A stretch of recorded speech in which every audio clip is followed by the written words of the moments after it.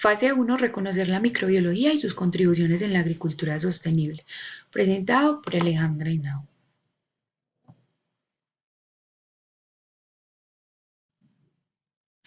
Tenemos entonces como primer interrogante qué estudia la microbiología y por qué es importante. Tenemos acá que la microbiología radica principalmente su importancia en que contribuye a que se puedan identificar las principales causas infecciosas de varias enfermedades que están presentes en diferentes disciplinas como lo tenemos en este esquema. Acá definimos la microbiología como la parte de la biología que estudia los microorganismos u organismos microscópicos. Dentro de estas se encuentran en los reinos Monera, protista y fungi. Definimos el reino Monera como las bacterias, ilustradas acá, el reino protista como los protozoos, ilustrados en esta parte, y el reino fungi como los hongos, ilustrados en esta parte. Tenemos que estar presente en las diferentes disciplinas como lo son la disciplina médica, en la que ayuda a identificar las causas infecciosas de algunas enfermedades humanas, la disciplina agrícola, en la que está presente en los suelos, la disciplina ambiental, que puede estar presente en las causas contaminantes del ambiente, la disciplina veterinaria en las enfermedades de los animales y los alimentos, que puede estar enfermo en la contaminación directa o indirecta. Tenemos la ilustración de una mano humana en la que mostramos diferentes microorganismos que nosotros consideramos infecciosos. ¿Cuál es la principal diferencia entre los microorganismos procariotas y eucariotas? La principal diferencia entre estos dos tipos de célula es que tenemos unas con núcleo, que son las eucariotas, y otras sin núcleo, que son las procariotas. También definimos varias características. Dentro de las procariotas tenemos que son más simples, más primitivas y más pequeñas. A estas el material es disperso en el citoplasma, no tienen un verdadero núcleo como lo podemos observar aquí, y de esta hace parte el reino Monera, que son las bacterias ilustradas en esta parte. Tenemos otro tipo de células que son las eucariotas, son más complejas, más evolucionadas y más grandes. Estas sí pertenecen a un verdadero núcleo y a estas se radica el reino fungi, que son los hongos ilustrados en esta parte. Ilustramos la célula vegetal y la célula animal, donde podemos observar un verdadero núcleo y cómo en la célula puede estar organizado todos aquellos componentes de una forma interna en el citoplasma. ¿Cuáles microorganismos comprenden los eucariotas y cuáles los procariotas? Tenemos la división eucariota, en la que incluimos los protozoos, las algas microscópicas y los hongos microscópicos, cada uno con su ilustración. Tenemos que hay unos que son heterótrofos y otros autótrofos, la capacidad que tiene cada uno de producir su propio alimento. Y en las procariotas incluimos las bacterias, dentro de las cuales se encuentran las cianobacterias, las arqueas y las actinomycetes, y también sus divisiones por forma, que pueden ser cocos, bacilos o espirilos. Es muy importante que recuerden estas formas porque más adelante vamos a hablar de ellos, de cómo se clasifican por su forma, y pues acá están ilustradas.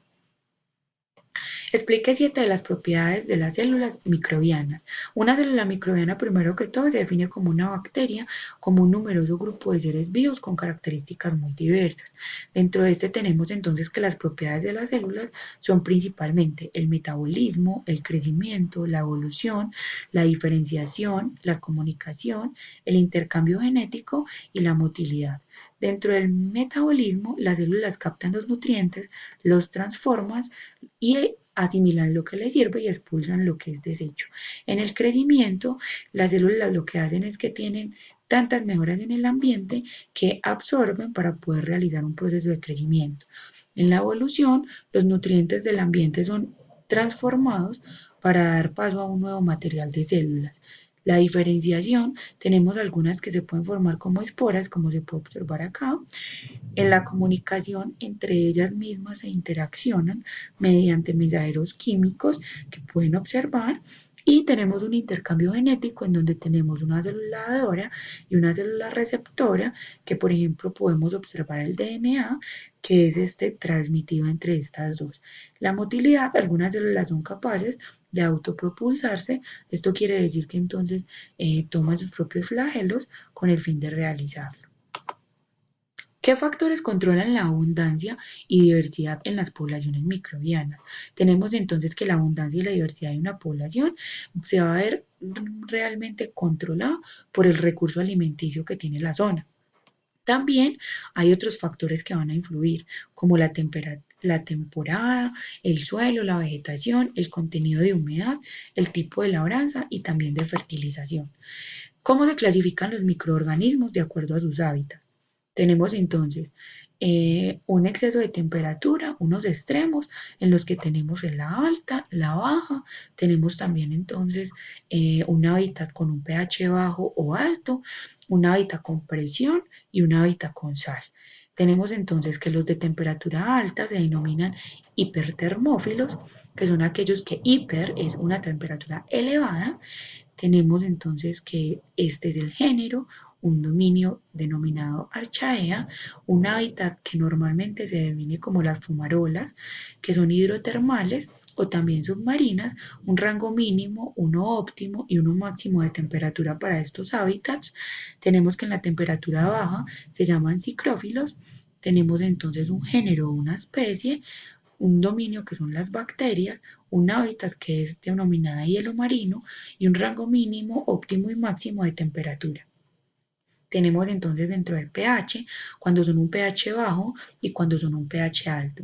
Tenemos que recordar que el pH se mide en una línea en que la mitad es neutro, en que bajo son suelos ácidos y en que alto son suelos alcalinos, cada uno en su extremo. Tenemos entonces que en los ácidos son fuentes termales y ácidas los hábitats, estas son los géneros y las especies, y tenemos un rango mínimo, óptimo y máximo de temperatura.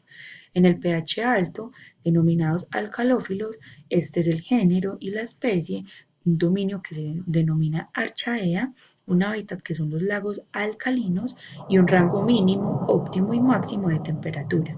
Dentro de la presión tenemos que son barófilos, tenemos un género o una especie, un dominio denominado bacteria, un hábitat que son los sedimentos oceánicos y un rango mínimo, óptimo y máximo de temperatura. Y dentro de los hábitats con sal son halófilos, tenemos un género y una especie, un dominio, unos hábitats que son salinas y un rango mínimo, óptimo y máximo de temperatura. ¿Cómo se clasifican los microorganismos de acuerdo a su forma y agrupación? Les decía anteriormente que recordaran cómo eran ilustradas las formas, porque acá lo mencionamos.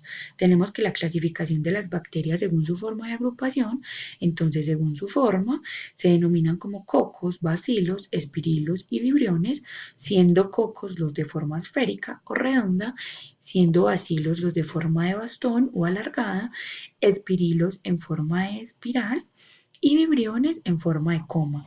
Según la agrupación bacteriana, los tenemos acá denominados entonces los cocos. Se pueden agrupar como diplococos, que son dos células, estreptococos, que son cadenas de varias células, tetradas, que son tres planos, sarcinas, también otros tres planos, pero en dirección opuesta a la ortogonal, estafilococos, que son muchos planos aleatorios. La agrupación bacteriana, entonces tenemos acá que los bacilos aparecen cuando las células se mantienen juntas después de una división celular y se pueden entonces, según su agrupación, clasificar como diplobacilos, que también implica dos por decir diplo. Tenemos entonces que también tienen estreptobacilos. Listo. ¿Dónde se encuentran los microorganismos en la Tierra? Entonces tenemos una distribución de microorganismos en la Tierra por porcentajes, donde nos podemos dar cuenta que en las profundidades marinas tenemos un 66%, en los subsuelos un 26%, en los océanos un 2,2%, siendo primero, segundo y tercer lugar en porcentaje, y ya tenemos en la presencia del suelo un 1,8% y en otro hábitat unos 1,0%. ¿Cómo se beneficia la agricultura de los microorganismos? Explique. Bueno, tenemos entonces que los microorganismos realizan procesos de descomposición, humificación y liberación de nutrientes, como lo tenemos acá. Descomponen los restos orgánicos del suelo, humifican la materia orgánica, liberan los nutrientes haciéndolos asimilables. Se benefician cada uno de los procesos de la agricultura, pues cada uno de los microorganismos hace parte de todo este ciclo de producción. Por eso dibujamos acá un ciclo, porque pues denominamos que cada microorganismo hace parte de todos estos. Los microorganismos aportan bioestimulantes a las plantas por medio de los excretos, es lo que queremos ilustrar acá, como entonces Un animal tiene un excreto, tenemos unos microorganismos que se aportan y que con la ayuda del agua entonces benefician a una planta. ¿Por qué es importante la biorremediación microbiana en el suelo? Definimos entonces el término biorremediación, bio como vida y remediación como un remedio o un alivio para la misma. La Tierra cada vez está más contaminada por cada uno de los contaminantes que son liberados para el ambiente. Esto por todos los seres vivos, incluyendo al hombre. La biorremediación entonces presenta que por medio de un elemento biológico se pueda mejorar el daño y hasta el momento ha ofrecido excelentes soluciones. Ahí es donde radica la importancia. Tenemos que se observó desde la época de los 80 que era posible adoptar estrategias de remediación que fueran biológicas basadas en la capacidad de los microorganismos de realizar procesos degradativos. ¿Degradativos de qué? De solventes y de contaminantes. ¿Qué estrategia de biorremediación le llama la atención y por qué? Bueno, tenemos entonces que la biorremediación tiene varias estrategias que se aplican. Dentro de estas tenemos entonces la fitorremediación, que esta consiste en que es un tratamiento de problemas medioambientales mediante el uso de plantas. Entonces, ¿qué pasa? Tiene unas ventajas. Es más sencillo, es menos costoso y evita el impacto ecológico de la maquinaria. Más sencillo porque es simplemente sembrar plantas que lo que nos van a hacer es absorber todas las sustancias del suelo, incluyendo las contaminantes. Menos costoso porque tenemos otras estrategias de biorremediación que sí generan un costo monetario mucho más elevado y evita el impacto ecológico de la maquinaria, que eso sí lo hace cualquier estrategia de biorremediación que podamos plantear. Tenemos entonces también que lo que consiste es que usa las plantas que absorben el suelo de sustancias contaminantes, también pueden ser en suelo, aire y agua, pueden ser estar presentes. Con su habilidad de absorber, el acto seguido es degradar o eliminar. Eliminar o degradar ¿qué? Los pesticidas, los solventes, explosivos o hidrocarburos. Tenemos unas referencias bibliográficas. Muchísimas gracias.